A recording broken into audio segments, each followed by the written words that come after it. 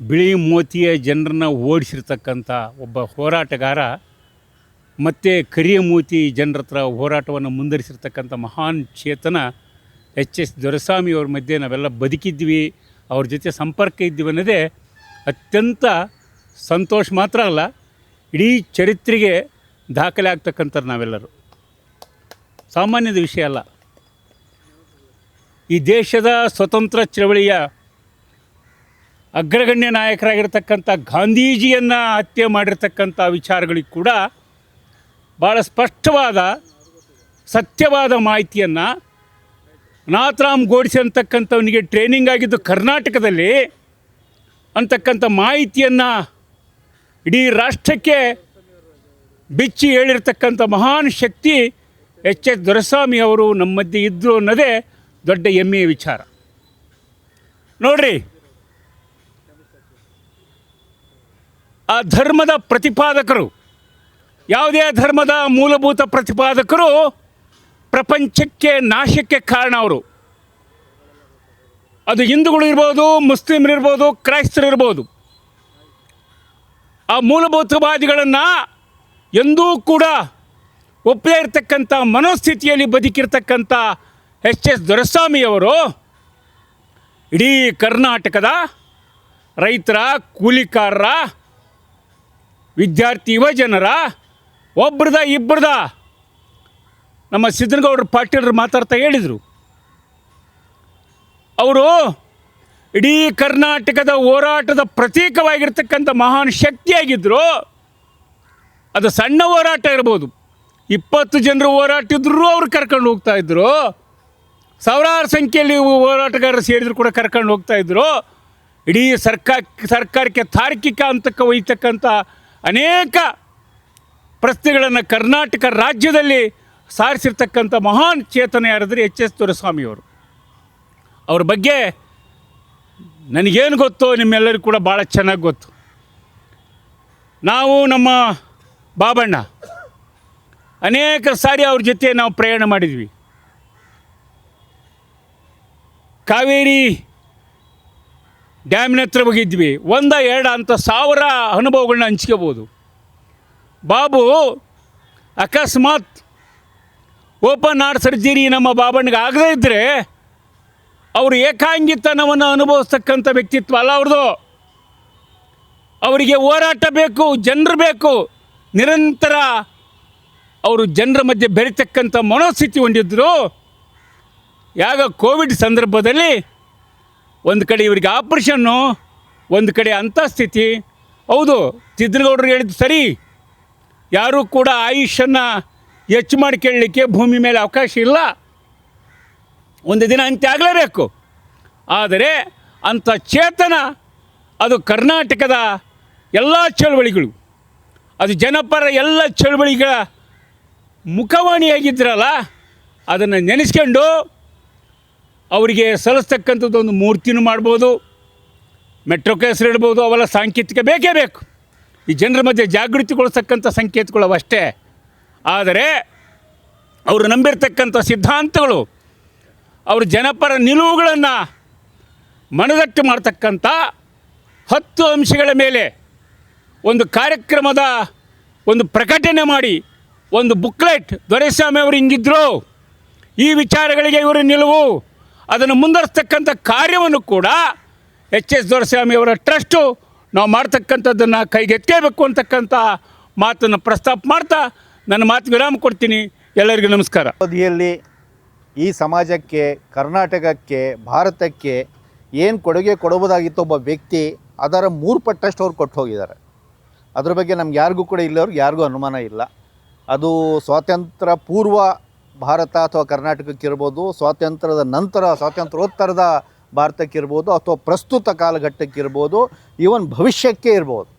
ಭವಿಷ್ಯಕ್ಕೆ ಯಾಕೆ ಹೇಳ್ತಿದ್ದೀನಿ ಅಂತ ಹೇಳಿದ್ರೆ, ಕರ್ನಾಟಕ ಭಾರತ ಉಳಿಬೇಕು ಅಂದರೆ ನಾವು ಅತ್ಯಗತ್ಯವಾಗಿ ತೆಗೆದುಕೊಳ್ಳಲೇಬೇಕಾಗಿರುವಂಥ ಹೋರಾಟ ಯಾವುದು, ಮಾಡಬೇಕಾದ ಕೆಲಸ ಏನು ಅನ್ನೋದನ್ನು ಸ್ಪಷ್ಟವಾಗಿ ಅವರು ಮಾರ್ಗದರ್ಶನ ಕೊಟ್ಟು ಹೋದಂಥವ್ರು.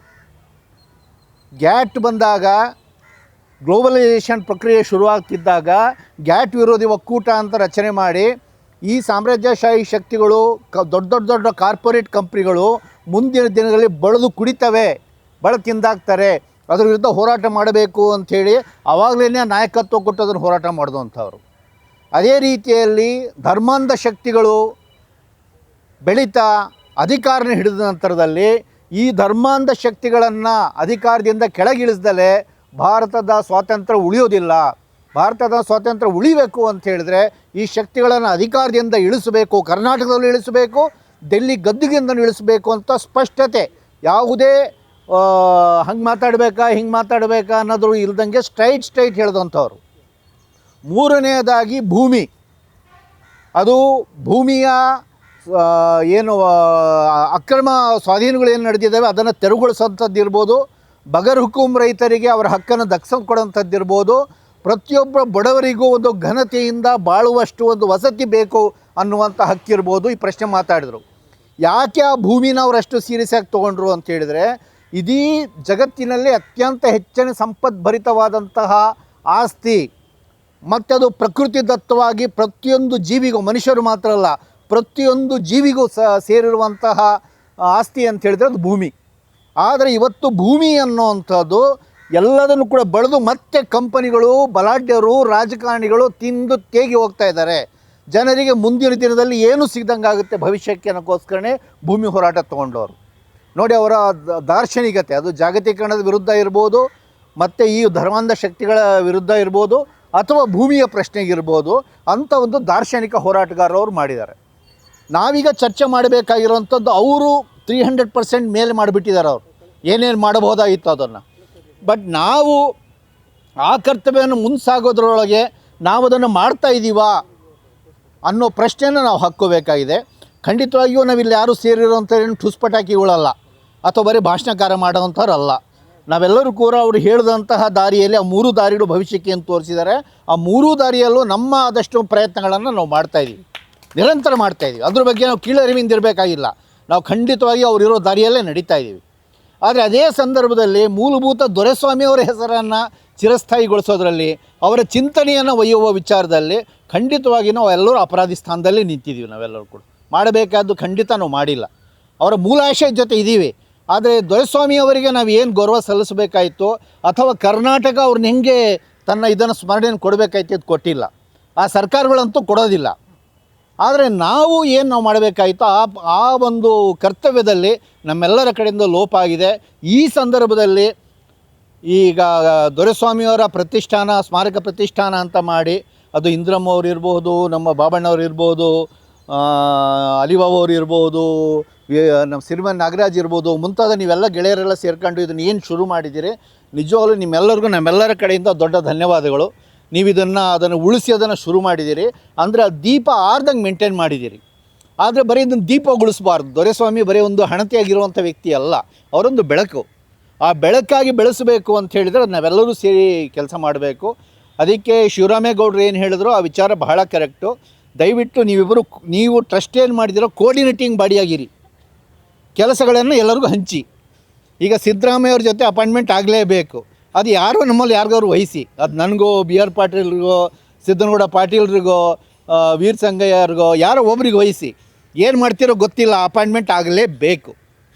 ಮೇ 26ನೇ ತಾರೀಕು ದೊಡ್ಡ ಕಾರ್ಯಕ್ರಮ ಆಗಲೇಬೇಕು. ಅದಕ್ಕೆ ಯಾರಿಗಾದ್ರೂ ಇಂಥವ್ರು ನೀವು ವಹಿಸ್ಕೊಳ್ಳೇಬೇಕು ಅಂತೇಳಿ ಯಾವ್ಯಾವ ಕೆಲಸಗಳೇನಿದೆಯೋ ನಮ್ಮೆಲ್ಲರೂ ಕೂಡ ನೋಡೋಕೆ ಹಂಚಿಕೆ ಆಗುವಂಥ ಕೆಲಸ ಆಗಲಿ. ನಾವೆಲ್ಲರೂ ಸೇರಿ ಇನ್ನೂ ನಮಗೆ 45 ದಿವಸ ಇದೆ. ಇವತ್ತು ಏಪ್ರಿಲ್ 10ರಲ್ಲಿದ್ದೀವಿ, ಮೇ 26 ಅಂತ ಹೇಳಿದ್ರೆ ಕರೆಕ್ಟಾಗಿ 45 ಡೇಸ್. ಈ 45 ಡೇಸ್ನಲ್ಲಿ ದೊರೆಸ್ವಾಮಿಯವರು ಯಾವುದೆಲ್ಲ ಹೋರಾಟದಲ್ಲಿ ಪಾಲ್ಗೊಂಡಿದ್ರೋ ಕನಿಷ್ಠ ಅವರೆಲ್ಲರನ್ನು, ಕರ್ನಾಟಕದಲ್ಲಿ ಯಾರಿದ್ದಾರೆ ಅವರೆಲ್ಲರನ್ನೂ ಸಹ ಕರೆಯೋಣ, ಯಾರೂ ತಪ್ಪೋಬಾರದು. ದಿಡ್ಡಳ್ಳಿಯಲ್ಲಿ, ಆ ಕೊಡಗಿನಲ್ಲಿ ದಿಡ್ಡಳ್ಳಿಯಲ್ಲಿದ್ದಂಥ ಹೋರಾಟ ಮಾಡಿದಂಥವ್ರಿದ್ದರು. ದೊರೆಸ್ವಾಮಿಯವರು ಬೆಳಗಾಂಗೆ ಹೋಗಿ ಹೋರಾಟ ಮಾಡಿದ್ದಿರ್ಬೋದು, ಅವರು ಕೊಪ್ಪಗೆ ಹೋಗಿರ್ಬೋದು, ಕೊಪ್ಪಳಗೆ ಹೋಗಿರ್ಬೋದು, ಎಲ್ಲೆಲ್ಲಿ ಹೋಗಿದ್ದಾರೋ, ಎಲ್ಲೆಲ್ಲಿ ನಡೆದಾಡಿದಾರೋ ಎಲ್ಲ ಕಡೆ ಇರುವಂಥ ಹೋರಾಟಗಾರರನ್ನು ಎಲ್ಲರನ್ನೂ ಕೂಡ ಒಟ್ಟಿಗೆ ಸೇರಿಸೋಣ. ಅದೇ ಸಂದರ್ಭದಲ್ಲಿ ದೊರೆಸ್ವಾಮಿಯವರ ಕುರಿತು ಒಂದು ಪುಸ್ತಕ ಗೌರಿ ಮೀಡಿಯಾ ಟ್ರಸ್ಟಿಂದ ಒಂದು ಬಂದಿತ್ತು ಆಲ್ರೆಡಿ. ಯಾವಾಗ ಈ ಯತ್ನಾಳೆಲ್ಲ ಕೂಡ ಅಟ್ಯಾಕ್ ಶುರು ಆಯಿತು ಅವಾಗ ಬಂದಿತ್ತು. ಅದನ್ನು ಇವತ್ತಿನ ಕಾಲಕ್ಕೆ ಬೇಕಾಗಂತ ಸ್ವಲ್ಪ ಎಡಿಟ್ ಮಾಡ್ಕೊಂಡು ಇನ್ನೊಂದು ಸರಿ ರೀಪಬ್ಲಿಷ್ ಮಾಡ್ಕೊಳ್ಳೋಣ. ಇದನ್ನು ಮಾಡ್ಕೊಂಡು ಮತ್ತು ಈ ಸರ್ಕಾರದವ್ರಿಗೂ ತಾಕೀತು ಮಾಡೋಣ, ನೀವು ಕಂಪಲ್ಸರಿ ಮಾಡಲೇಬೇಕು, ಇಲ್ಲಾಂದರೆ ಧರಣಿ ಕೊಡ್ತೀವಿ ಬಂದು ದೊರೆಸ್ವಾಮಿಯರ ಹೆಸರಿನಲ್ಲಿ ಅಂತ ಹೇಳೋಣ. ರಿಕ್ವೆಸ್ಟ್ ಏನಲ್ಲ, ಅದು ನಾವು ಹಕ್ಕೋರು ಮಾಡಲೇಬೇಕಾಗಿರೋವಂಥದ್ದು. ಅವ್ರು ನಿಜ ಹೇಳ್ಬೇಕಂದ್ರೆ ಅವರೆಲ್ಲ ಫಲಾನುಭವಿಗಳು, ದೊರೆಸ್ವಾಮಿಯವರ ಫಲಾನುಭವಿಗಳು, ಅಲ್ಲಿ ಕೂತಿರೋರೆಲ್ಲ ಕೂಡ. ಅವ್ರು ಇಷ್ಟು ಮಾಡಲ್ಲ ಅಂತ ಹೇಳಿದರೆ ಅವ್ರು ಅಲ್ಲಿ ಕುಂದಲಿಕ್ಕೆ ಅನರ್ಹರು ಅಂತ ಆಗ್ತದೆ. ಸೊ ಹಂಗಾಗಿ ಅವ್ರು ಮಾಡಲೇಬೇಕು ಅಂತ ಅವ್ರ ಪಟ್ಟಿಡಿಯನ್ನು ಮೇ 26 ಸರ್ಕಾರನೂ ಘೋಷಣೆ ಮಾಡಲೇಬೇಕು. ಆ ರೀತಿಯ ಒಂದು ಒತ್ತಡ ತರುವಂಥ ಕೆಲಸನೂ ಕೂಡ ಇದ್ರ ಜೊತೆ ಮಾಡೋಣ ಅಂತ ಅನಿಸ್ತದೆ. ಮೇ 26 ಎಲ್ಲಿ ಮಾಡೋಣ ಅಂತ ನೀವೆಲ್ಲ ತೀರ್ಮಾಡ್ತಿರೋ ಟ್ರಸ್ಟು ಖಂಡಿತವಾಗಿಯೂ ಎಲ್ಲರೂ ಸೇರಿ ಸಾವಿರಾರು ಜನರನ್ನು ಸೇರಿಸಿ ದೊಡ್ಡ ಮಟ್ಟದಲ್ಲಿ ಅದನ್ನು ಯಶಸ್ವಿಗೊಳಿಸೋಣ ಅಂತ ಅನಿಸ್ತದೆ. ನಮಸ್ತೆ. ನಿರಂತರವಾಗಿ ಹೋರಾಟವನ್ನು ಮುಂದುವರಿಸಿದವರು ಅವರು. ಸ್ವಾತಂತ್ರ್ಯ ಹೋರಾಟಗಾರ ಅಂತಕ್ಕಂಥ ಯಾವುದೇ ಹಮ್ಮು ಬಿಮ್ಮಿ ಇಲ್ಲದೇ ನಿರಂತರವಾಗಿ ಒಬ್ಬ ಹೋರಾಟಗಾರಾಗಿ ಕೆಲಸ ಮಾಡಿದವರು. ನಾವು ಇವತ್ತು ಒಬ್ಬ ಮಾದರಿ ಹೋರಾಟಗಾರನ ಇವತ್ತು ಭಾಳ ಮುಖ್ಯವಾಗಿ ದೊರೆಸ್ವಾಮಿಯವರು ಕೊನೆ ದಿನಗಳಲ್ಲಿ ಅವರಿದ್ದಾಗಲೇ ಒಂದು ಕಾರ್ಯಕ್ರಮದಲ್ಲಿ ಹೇಳಿದೆ, ಅವರೊಂಥರ ಪಬ್ಲಿಕ್ ಪ್ರಾಪರ್ಟಿಯಾಗಿ ಹೋಗಿಬಿಟ್ಟಿದ್ರು. ಬೆಳಗ್ಗೆ ಎದ್ದು ಸ್ನಾನ ಆದಮೇಲೆ ಹೆಗಲಿಗೆ ಒಂದು ಟ್ಯಾವೆಲ್ ಹಾಕ್ಕೊಂಡು ಮನೆ ಮುಂದೆ ಕೂತ್ರೆ ಯಾರಾದರೂ ಬಂದು ಕರ್ಕೊಂಡು ಹೋಗ್ಬೋದು. ಬೆಂಗಳೂರಿನಲ್ಲಿ ಯಾವತ್ತೂ ಚಳವಳಿಗಳು, ಸ್ವಾತಂತ್ರ್ಯ ಉದ್ಯಾನವನ ಆಗಿರ್ಬೋದು, ಟೌನ್ ಹಾಲ್ ಮುಂದ್ಗಡೆ ಭೂಮಿಗಾಗಿ ನಡೆದಿರ್ತಕ್ಕಂಥ ಅಕ್ರಮ ಒತ್ತುವರಿಗಳಿಗಾಗಿ ನಡೆದಿರ್ತಕ್ಕಂಥ ಅದನ್ನು ವಿರೋಧಿಸಿ ನಡೆದಿರ್ತಕ್ಕಂಥ ಹೋರಾಟಗಳಾಗಿರ್ಬೋದು, ರೈತ ಚಳವಳಿ, ಕಾರ್ಮಿಕ ಚಳವಳಿ, ಯುವಜನರ ಚಳವಳಿ, ನಿರುದ್ಯೋಗಿಗಳ ಎಲ್ಲ ರೀತಿಯ ಚಳವಳಿಗಳಿಗೂ ಎಲ್ಲರಿಗೂ ಇವರು ಬೇಕಾಗಿದ್ದರು. ಸೊ ಆಗ ಮನೆ ಮುಂದ್ಗಡೆ ಬೆಳಗ್ಗೆ ಎದ್ದು ತಿಂಡಿ ಮಾಡಿ ಸ್ನಾನ ಮಾಡಿ ಕೂತ್ರೆ ಯಾರಾದರೂ ಬಂದು ಹಿಡ್ಕೊಂಬ ಮನೆಯವ್ರದ್ದು ಒಂದೇ ಕಂಡೀಷನ್ನು, ಸಂಜೆ 8 ಗಂಟೆಗೆ ಮನೆಗೆ ತಂದು ಬಿಡ್ರಿ ಅವ್ರನ್ನ ಅಂತ. ಸೊ ಆ ಥರದೊಳಗೆ ಅವರು ಇಡೀ ತಮ್ಮ ಬದುಕಿನ ಕೊನೆ ದಿನಗಳಲ್ಲಿಯೂ ಸಹಿತ ಒಂದು ಪಬ್ಲಿಕ್ ಪ್ರಾಪರ್ಟಿಯಾಗೇ ಕೆಲಸ ಮಾಡಿದರು. ತನ್ನ ಜೀವನ ಸಾರ್ವಜನಿಕ ಬದುಕಿಗೆ ಅಂತ ಅವರ ಹೋರಾಟಗಳನ್ನು ಬರೆದ್ರೆ ಒಂದು ದೊಡ್ಡ ಸಂಪುಟಗಳಾಗ್ತದೆ. ನಾನು ಒಂದು 20 ವರ್ಷದ ಹಿಂದೆ ಅವ್ರನ್ನ ಧಾರವಾಡಕ್ಕೆ ಕರ್ಕೊಂಡು, ನಾನೇನೋ ರೈಲಲ್ಲಿ ಹೋಗೋಣ ಸರ್ ಆರಾಮಾಗಿರ್ತದೆ ಅಂದೆ. ಧಾರವಾಡದಲ್ಲಿ ಅಲ್ಲಿ ಇನ್ನೊಬ್ಬ ಸ್ವಾತಂತ್ರ್ಯ ಹೋರಾಟಗಾರರ ಒಂದು ಸ್ಮರಣೆ ಕಾರ್ಯಕ್ರಮಕ್ಕೆ ಕರ್ಕೊಂಡು ಹೋದೆ. ಅವ್ರು ಇಲ್ಲ ಟ್ರೈನ್ ಹತ್ತೋದು ಇಳಿಯೋದು ಕಷ್ಟ ಆಗ್ತದೆ, ಅದಕ್ಕೆ ನಾನೊಂದು ಅರ್ಧ ದುಡ್ಡು ಕೊಡ್ತೀನಿ, ನೀವೊಂದು ಅರ್ಧ ದುಡ್ಡು ಕೊಡಿ, ಕಾರ್ನಲ್ಲಿ ಹೋಗೋಣ. ಅವ್ರು ಯಾವತ್ತೂ ಟ್ರೈನ್ ಹತ್ತಲಿಲ್ಲ. ಆ ವಯಸ್ಸಾದಮೇಲೆ ಕೂರಕ್ಕೆ ಮಲಗಕ್ಕೆ ಆಗ್ತಿರಲಿಲ್ಲ. ಸೊ ಆ ಥರ ಎಲ್ಲ ಬೇಡ, ನಾವು ಒಳ್ಳೆ ಕಾರ್ನೇ ಮಾಡೋಣ, ಹೋಗೋಣ ಅಂಥೇಳಿ ಇಲ್ಲಿಂದ ಧಾರವಾಡದವರೆಗೂ 420 ಕಿಲೋಮೀಟ್ರ್ ಅವ್ರು ಬಂದ್ರೂ ಎಲ್ಲೂ ಟಯರ್ಡ್ನೆಸ್ ಅವ್ರಿಗೆ ಕಾಣಲಿಲ್ಲ. ದಾರಿಲಿ ದಾವಣಗೆರೆಯಲ್ಲಿ ಅವ್ರ ನೆನಪಿನ ಶಕ್ತಿ, ದಾವಣಗೆರೆಯಲ್ಲಿ ಕಮ್ಯುನಿಸ್ಟ್ ಪಕ್ಷದ ಒಬ್ಬ ಕಾರ್ಮಿಕ ಹಿರಿಯ ಧುರೀಣರು, ಅವರು ಯಂಗಾಗಿದ್ದಾಗ ಚಳವಳಿ ಮಾಡಿ ಜೈಲಿಗೆ ಹೋದವರು, ಇವರು ಜೈಲಲ್ಲಿದ್ದವರು. ಆ ಟೈಮಲ್ಲಿ ಅವ್ರಿಗೆ ಪರಿಚಯ ನೆನಪು ಮಾಡಿಕೊಂಡು ಅವರೊಬ್ಬರು ಸ್ವಾತಂತ್ರ್ಯ ಹೋರಾಟಗಾರರು ಅನ್ನೋದನ್ನು ಮರೆತು ಇಲ್ಲಿ ನಾನು ಕಾರ್ಮಿಕ ಚಳವಳಿಯ ನಾಯಕರನ್ನೊಬ್ಬರನ್ನ ಭೇಟಿ ಆಗಬೇಕು, ಅವ್ರು ಜೈಲಲ್ಲಿ ನನ್ನ ಜೊತೆ ಇದ್ದ ಹುಡುಗ ಅಂಥೇಳಿ ಅಲ್ಲಿ ನಿಂದಿರಿಸಿ ಅವ್ರನ್ನ ಪತ್ತೆ ಹಚ್ಚಿ ಭೇಟಿಯಾಗಿ ಆ ಕಾಲದ ಎಲ್ಲ ನೆನಪುಗಳನ್ನ ಮಾಡಿಕೊಂಡು ಮತ್ತೆ ಮುಂದೆ ಧಾರವಾಡಕ್ಕೆ ಹೋದ್ವಿ. ಸೊ ಈ ಥರ ಅವರು ಎಷ್ಟೇ ದೂರ ಇರಲಿ, ಎಷ್ಟೇ ತ್ರಾಸದಾಯಕವಾದಂಥ ಪ್ರಯಾಣ ಇರಲಿ, ಅವ್ರು ಯಾವತ್ತೂ ಉದ್ದೇಶವನ್ನು ಗುರಿಯಾಗಿಟ್ಕೊಂಡು, ಯಾವ ಉದ್ದೇಶಕ್ಕಾಗಿ ಹೋಗ್ತಾ ಇದ್ದೀವಿ ಅಂತ ಅನ್ನೋದನ್ನು ಗುರಿಯಾಗಿಟ್ಕೊಂಡು ನಿರಂತರವಾಗಿ ಹೋರಾಟದಲ್ಲಿ ಭಾಗವಹಿಸಿದವರು. ಶಾಶ್ವತವಾಗಿ ಅವರು ಕೊನೆ ಉಸಿರಿನವರೆಗೂ ಒಂದು ವಿರೋಧ ಪಕ್ಷವಾಗಿದ್ದವರು. ವಿಧಾನಸೌಧದಲ್ಲಿರ್ತಕ್ಕಂಥ ವಿರೋಧ ಪಕ್ಷಗಳೇ ಬೇರೆ, ಆದರೆ ವಿಧಾನಸೌಧದಲ್ಲಿರ್ತಕ್ಕಂಥ ವಿರೋಧ ಪಕ್ಷಗಳು ಜನತೆಯ ಪರವಾಗಿ, ಚಳವಳಿಗಾರರ ಪರವಾಗಿ ಎತ್ತದೇ ಇರತಕ್ಕಂಥ ಪ್ರಶ್ನೆಗಳನ್ನು ಬೀದಿಯಲ್ಲಿ ನಿಂತು ವಿಧಾನಸೌಧಕ್ಕೆ ಪ್ರಶ್ನೆ ಮಾಡಿರ್ತಕ್ಕಂಥ ಒಬ್ಬ ನಿರಂತರ ಸ್ವಾತಂತ್ರ್ಯ ಹೋರಾಟಗಾರ. ಅವರ ಸ್ಫೂರ್ತಿ ನಮಗೆ ಒಂದು ಮಾದರಿಯಾಗಿರ್ತಕ್ಕಂಥವ್ರು. ಚಿಂತನೆ ಮತ್ತು ಚಟುವಟಿಕೆ, ಚಿಂತಕರನ್ನು ನೋಡ್ತೀವಿ, ಚಿಂತನೆ ಇಲ್ಲದ ಚಟುವಟಿಕೆ ಇಲ್ಲದವ್ರನ್ನ ನೋಡ್ತೀವಿ. ಆದರೆ ಚಿಂತನೆ, ಚಟುವಟಿಕೆ ಮತ್ತು ಜೀವನ ವಿಧಾನದಿಂದ ಮಾದರಿಯಾದವರು. ಅವರ ಚಿಂತನೆಗಳು ಮಾದರಿಯಾದವು, ಅವ್ರ ಚಟುವಟಿಕೆಗಳು ನಮಗೆ ಮಾದರಿಯಾದವು, ಮತ್ತು ಅವ್ರ ಜೀವನ ವಿಧಾನ ಸಹಿತ ಮಾದರಿಯಾಯಿತು. ಈ ಥರ ಚಿಂತನೆ, ಚಟುವಟಿಕೆ ಮತ್ತು ಜೀವನ ವಿಧಾನದಿಂದ ಮಾದರಿಯಾಗಿರ್ತಕ್ಕಂಥ ಈ ವ್ಯಕ್ತಿಯ ಚಿಂತನೆಗಳನ್ನು ಮತ್ತು ಜೀವನ ವಿಧಾನವನ್ನು ಮುಂದಿನ ಜನ್ರೇಷನ್ಗೆ ಹೇಳ್ತಕ್ಕಂಥ ಜವಾಬ್ದಾರಿ ನಮ್ಮ ಮೇಲಿದೆ. ಯಾಕೆಂತಂದರೆ, ಯಾಕೆ ಇವತ್ತು ದೊಡ್ಡ ಪ್ರಮಾಣದೊಳಗೆ ಯುವಕರು ಮೌಲ್ಯಗಳಿಗೆ ಆಕರ್ಷಿತರಾಗ್ತಾ ಇಲ್ಲ ಅಂತಂದರೆ ಅವರಿಗೆ ಮಾದರಿಗಳಿಲ್ಲ. ಸೊ ಈ ಥರದ ಒಂದು ಮಾದರಿ ನಮ್ಮ ಮುಂದೆ ಇತ್ತು, ನಮಗೆ ಹೇಗೆ ಇನ್ಸ್ಪೈರ್ ಮಾಡ್ತು ಹಾಗೆ ಮುಂದಿನ ಜನ್ರೇಷನ್ಗೆ ಇನ್ಸ್ಪೈರ್ ಮಾಡ್ತಕ್ಕಂಥ ಒಂದು ವ್ಯಕ್ತಿತ್ವ, ಒಂದು ಮಾದರಿ ವ್ಯಕ್ತಿತ್ವ ದೊರೆಸ್ವಾಮಿಗಳದಾಗಿತ್ತು. ಸೊ ಅವರು ಇವತ್ತು ನಮ್ಮನ್ನೇ ಇಲ್ಲ ಅಂದರೂ ಸಹಿತ ನಮಗೂ ಭಾಳ ದುರಾಶೆ ಇರಬಾರ್ದು. 100 ವರ್ಷ ಆದಮೇಲೂ ನಾವು 105 ಬೇಕು ಕೇಳಿದ್ವಿ, 110 ಕೇಳಿದ್ವಿ, 110 ಇದ್ದರೆ 120 ಕೇಳ್ತಿದ್ವಿ. ಸೊ ಅವರು ಎಷ್ಟು ದಿನ ಅಂತ ಆ ದೇಹವನ್ನು ನಾವು ದಣಿಸೋದು. ಸೊ ಅವರು ಇರುವವರೆಗೂ ಅರ್ಥಪೂರ್ಣವಾದಂಥ ಬದುಕಿ ನಮ್ಮನ್ನು ಅಗಲಿದ್ದಾರೆ. ಸೊ ಈಗ ನಮ್ಮ ಜವಾಬ್ದಾರಿ ಅವ್ರ ಬದುಕು ಎಷ್ಟು ಅರ್ಥಪೂರ್ಣವಾಗಿತ್ತು ಮತ್ತು ಮುಂದಿನ ಜನ್ರೇಷನ್ಗೆ ಹೇಗೆ ಮಾದರಿಯಾಗಿತ್ತು ಅನ್ನೋದನ್ನು ಮುಂದಿನ ಜನ್ರೇಷನ್ಗೆ ಹೇಳಬೇಕಾಗಿರ್ತಕ್ಕಂಥ ಒಂದು ಜವಾಬ್ದಾರಿ ನಮ್ಮ ಮೇಲಿದೆ. ಗಾಂಧೀಜಿಯವ್ರನ್ನ ಇವತ್ತು ಖಳನಾಯಕರನ್ನಾಗಿ ಮಾಡ್ತಕ್ಕಂಥ ಮೌಲ್ಯಗಳು ಬರ್ತಾಯಿದೆ. ಗಾಂಧೀಜಿ ಖಳನಾಯಕ ಆಗಿ ಗೋಡ್ಸೆ ನಾಯಕ ಆಗ್ತಕ್ಕಂಥ ಒಂದು ವಾತಾವರಣದಲ್ಲಿ ನಾವಿದ್ದೀವಿ. ಸೊ ಇಂಥ ಸಂದರ್ಭದಲ್ಲಿ ನಮ್ಮ ಮಧ್ಯೆನೇ ಇರ್ತಕ್ಕಂಥ ಒಬ್ಬ ಗಾಂಧಿವಾದಿಯನ್ನು ಅವ್ರ ಮೇಲೂ ಟೀಕೆ ಮಾಡಿದರು ಭಾಳ ಜನ ಆವಾಗಲೂ ಟೀಕೆ ಮಾಡಿದರು. ಸೊ ಇವತ್ತು ನಾವು ಅವ್ರ ಮೌಲ್ಯಗಳು ಇವತ್ತಿನ ಸಮಾಜಕ್ಕೆ, ಅವ್ರು ನಂಬಿರ್ತಕ್ಕಂಥ ಮೌಲ್ಯಗಳು, ಆಶಯಗಳು ಇವತ್ತಿನ ಸಮಾಜಕ್ಕೆ ಎಷ್ಟು ಅವಶ್ಯ ಇದ್ದಾವೆ ಅಂತ ಅನ್ನೋದನ್ನು ಅವರ ಸಿದ್ಧಾಂತದ ಮೂಲಕ ಮತ್ತೆ ನಾವು ಅವ್ರನ್ನ ಮುಂದಕ್ಕೆ ತೊಗೊಂಡು ಹೋಗಬೇಕು. ಅವ್ರ ನೆನಪುಗಳನ್ನು ಸದಾ ಯುವಜನರಿಗೆ ಮತ್ತು ಇವತ್ತಿನ ಜನ್ರೇಷನ್ಗೆ ತಲುಪಿಸೋ ಕೆಲಸ ಮಾಡಬೇಕು ಅಂತ ಹೇಳಿ ಅವರನ್ನು ಸ್ಮರಿಸಿ ಇಲ್ಲಿ ನಿಮ್ಮ ಜೊತೆ 4 ಮಾತನ್ನು ಹಂಚ್ಕೊಳ್ಳೋಕ್ಕೆ ಅವಕಾಶ ಮಾಡಿಕೊಟ್ಟಂಥ ಗೆಳೆಯರಿಗೆ, ಪ್ರತಿಷ್ಠಾನದ ಗೆಳೆಯರಿಗೆ ಎಲ್ಲರಿಗೂ ಧನ್ಯವಾದಗಳು. ನಮ್ಮ ಕಾರ್ಯಕ್ರಮಗಳನ್ನು ನೀವು ನೋಡ್ತಾ ಇದ್ರೆ ನಮ್ಮ ಚಾನೆಲ್ ಅನ್ನ ಸಬ್ಸ್ಕ್ರೈಬ್ ಮಾಡಿ, ಪಕ್ಕದ ಬೆಲ್ ಐಕನ್ ಒತ್ತಿ ನಮ್ಮನ್ನ ಬೆಂಬಲಿಸಿ. ಹಾಗೆ ನಮ್ಮ ಕಾರ್ಯಕ್ರಮಗಳನ್ನ ಲೈಕ್ ಮಾಡಿ, ಕಮೆಂಟ್ ಮಾಡಿ, ಅದನ್ನ ಬೇರೆಯವರಿಗೂ ವಾಟ್ಸ್ಆಪ್ ಮೂಲಕ ಶೇರ್ ಮಾಡಿ. ನೀವು ಹೀಗೆ ಮಾಡಿದಾಗ ನಮ್ಮ ಚಾನೆಲ್ ಇನ್ನಷ್ಟು ಮತ್ತಷ್ಟು ಜನರಿಗೆ ತಲುಪಲು ನೀವು ನಮ್ಮೊಂದಿಗೆ ಸಹಕರಿಸಿದ ಹಾಗಾಗುತ್ತೆ. ಇದು ನೀವು ಯಾವುದೇ ಖರ್ಚಿಲ್ಲದೆ ಕೆಲವೇ ಸೆಕೆಂಡುಗಳಲ್ಲಿ ನೀಡಬಹುದಾದ ಸಹಕಾರ. ಧನ್ಯವಾದಗಳು.